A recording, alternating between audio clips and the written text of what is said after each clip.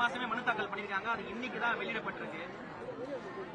அண்ணா திரு விஜய் அவர்களை பொறுத்தவரை அவருடைய மனைவி அவர்கள் டிசம்பர் மாதத்துல விவாகரத்துக்காக செங்கல்பட்டு கோர்ட்ல அந்த விவாகரத்துக்கான அந்த பெட்டிஷனை அவங்க பதிவு செஞ்சிருந்தாங்க. இன்னைக்கு அது வெளியே வந்திருக்கு.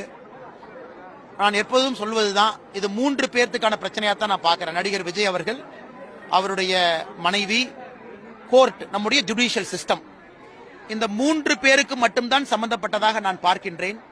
அதுவும் ஒரு தனிப்பட்ட ஒரு மனிதருடைய தனிப்பட்ட வாழ்க்கையாக நான் பார்க்கின்றேன். விஜய் அவர்களுடைய அரசியல் கருத்துக்கு நான் பதில் சொல்ல எப்பவுமே தயாரா இருக்கிறேன். தனிப்பட்ட வாழ்க்கை, மனைவிக்கும் கணவனுக்கும் எங்கிருந்தாலும் கூட ஒரு சந்தோஷம் இருக்கட்டும், எங்கிருந்தாலும் கூட ஒரு அமைதி கிடைக்கட்டும்.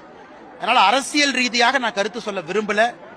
விஜய் அவர்கள், மனைவி அவர்கள், சம்பந்தப்பட்ட கோர்ட்டு, இந்தியன் ஜுடிஷியல் சிஸ்டம், இவர்களுக்கு உண்டான பிரச்சனையாத்தான் நான் பார்க்கிறேன். அதனால் இதை நான் அரசியல் படுத்த விரும்பவில்லை.